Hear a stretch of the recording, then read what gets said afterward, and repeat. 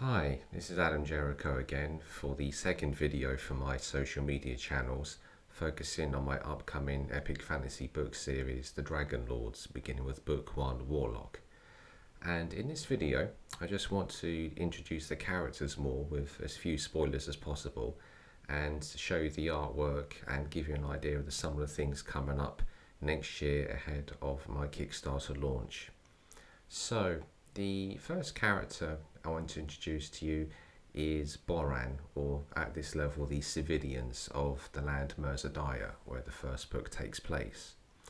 Now, the inspiration for Boran came from the father in Inglourious Bastards, Tarantino's Inglourious Bastards. So this man, he's a pub landlord, and he has a very prominent position. His public house is on the main road, Starway Street, in the city of Balmera, the capital of the land. And it is the road that goes from the entrance directly through to the palace where his daughter works. And this man is very much an everyman. He's hardworking, he's a family man, he's very concerned about the future for his children, and he tries to leverage what he can to ensure their good future and leave something behind for them. And with the father that we saw in Inglourious Bastards, really comes across as the same. He has that similar appearance. That was a real inspiration for that kind of character. So this is kind of like the merchant level. This is like the every sort of general public, every man of the book. He plays a key role in the story, and he'll be sort of a grounded introductory level to the reader and to just everyone, representing most people in the book, the general public. So I'm proud of the artwork we've got for him here, and he'll play a key part in the story. So watch out for him. The next level, the next artwork we have is the soldier. Now the soldiers are very self-explanatory. These are the army of Balmera and Merzadiah for the King Ramus. And these men are basically like war dogs. They're not really particularly bright. They don't need to be. They're used for brute force, and they just haven't had a lot to do in the land, because with Warlock's arrival in Merzadiah, any conflict has been stifled. He's been there to neutralise any conflict and problems there have been. So the army have been relatively dormant for some time. But the soldiers are about to get a new burst of life and a new meaning and purpose. So I'm not particularly fond of the soldiers, as you may see, but they are what they are, and that will be the second level in the Kickstarter campaign I have available at that level with artwork and figurine. The next characters are the scouts, who are the military intelligence of the army of Balmera and for the king.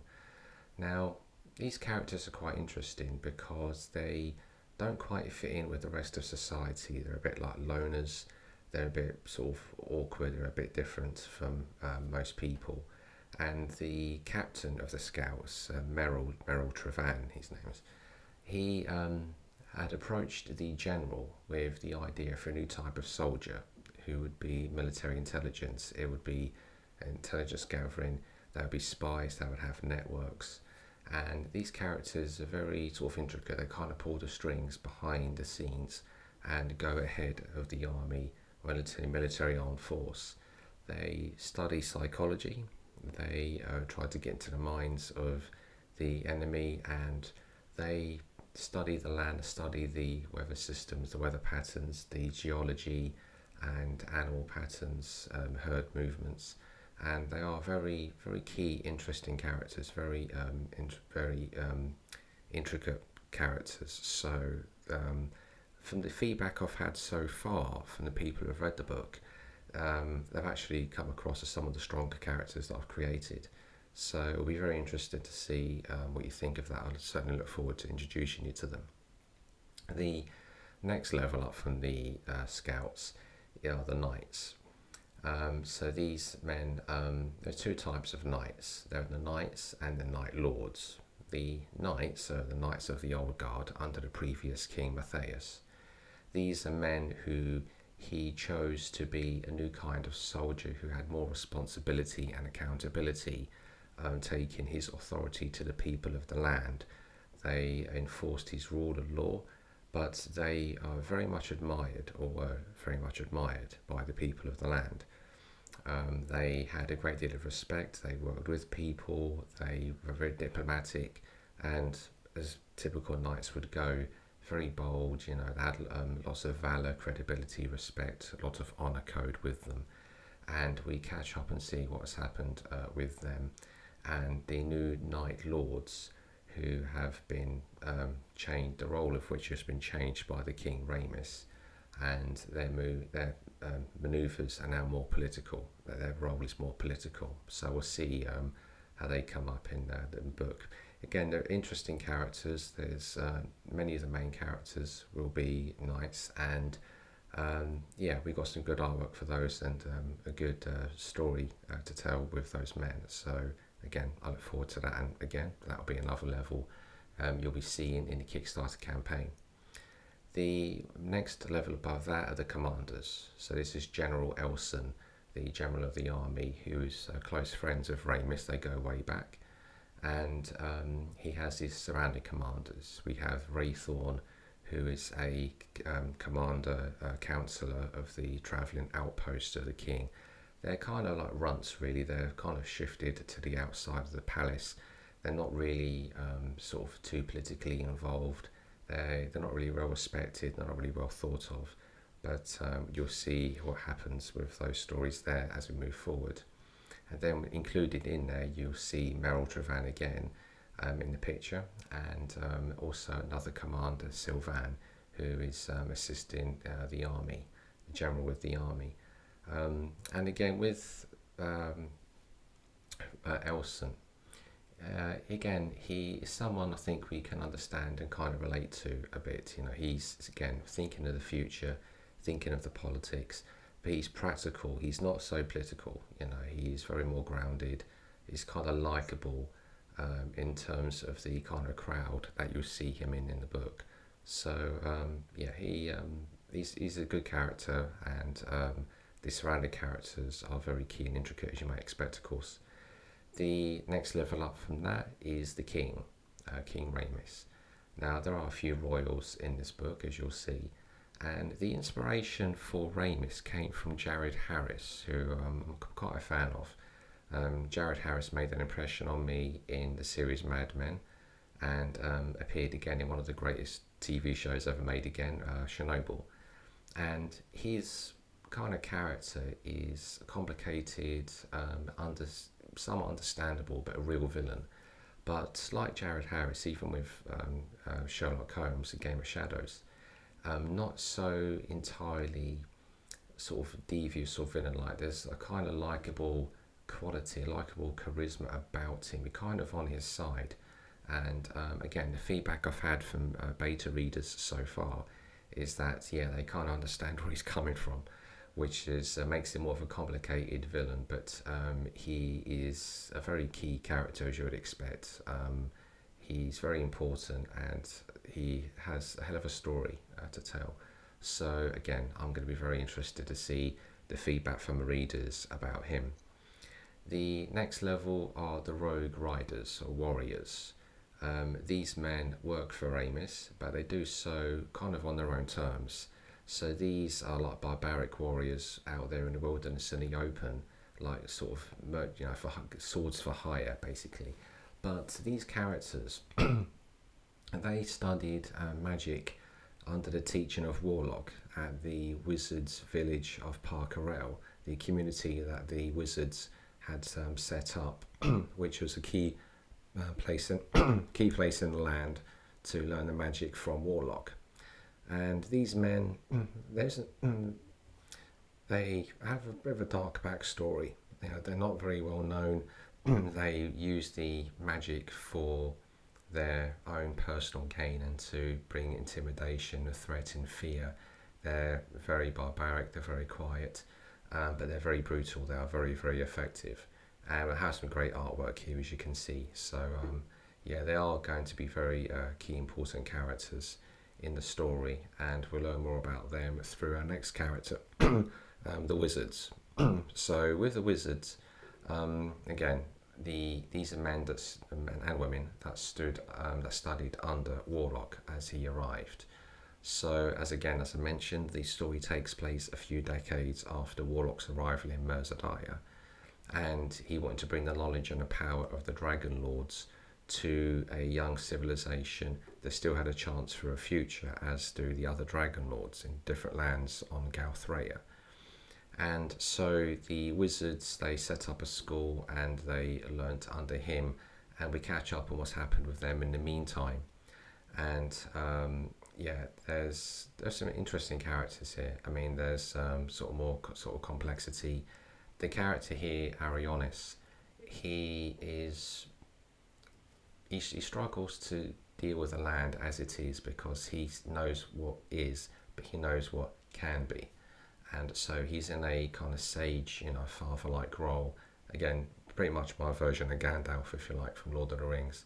So very gruff, set in his ways, a bit staunch, a bit starchy, but again, a very key, important character. And then again, with the warriors, we have the warriors of the land who are spread out on their own. So these characters here, yeah, so with the warriors, they're spread out throughout the land, and there are many. I don't want to go into it too much more, but the artwork here for the warrior queen has proven to be the most popular, as you may expect. And it's quite exciting right now, because we just getting a 3D printed model ready, and the printing house that will be doing the first promotional copies of the book have offered to print and paint her, so they've decided to get on it in another way as well, which has been very good. It's been a very exciting week. So we've definitely moved forward. I've had some important meetings this week, so it's pushing the whole project forward. And again, the warriors, they are key players, as you may expect. I mean, they're not characters to be taken lightly. They are, very brave. Some are very aggressive, very brutal. But in terms of the warrior queen here, Herentia, is that she is a great leader. She's very fearless.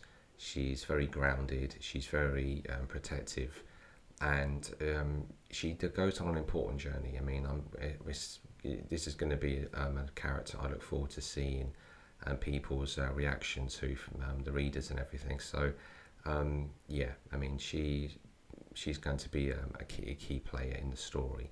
So yeah, and I say there are other warriors too, but I'm not going to say much more because I feel like I'm spoiling too much already for you. And then finally, there's the Dragon Lord himself, Warlock. So this character, as I say, come from the Dragon World of Menstrath, and after the civil war that unfortunately happens with the dragons, he is one of the volunteers that comes to the fantasy world Galthrea, where the story takes place. And with him, he is extremely powerful. I mean, hence his name, Warlock, the name that was granted to him when the dragons saw how powerful he was. He is obviously a great, strong, powerful character. He's very useful. He's going to be very intricate, and he isn't really what this is all centered around, and what it all really builds up to, as you'll see. And connected to him is the lost sorceress, which is the lost magician sorcerer, Mistel. And this girl here, I mean, she's a key character, as you'll see, very important, of course. But with Mistel, as a sorceress, as you'll see in the book, is that there are different types of magicians. So we have the soothsayers who study magic only for immediate personal use. They're not really out there making any impact in the world for good or bad. They just use it to their own advantage to get by in their day-to-day, lives. They keep to themselves. The wizards are people who use magic for good and want to teach and pass down the knowledge to Warlock and create some form, order and structure to how the magic systems work, and to enlighten and empower people. And then with the sorcerers, as you saw the rogue riders, these individuals who use magic aggressively for their own personal gain. They use it to cause harm. And with Mistal, she is a lot happens with her, as you'll see. I mean, she's a very key character, very important. And again, I've had some good feedback from the beta readers so far as well. They've been quite interested in her and the approach I've taken. So those are the bit about their characters. Hopefully, I've not spoiled too much for you.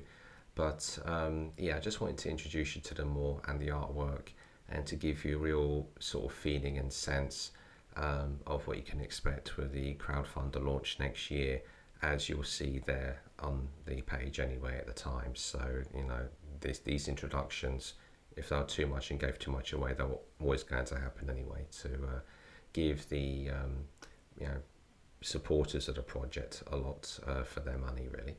So that is introduction more to the characters, and yeah, I will hopefully update again very soon and have more good news. And until next time, take care.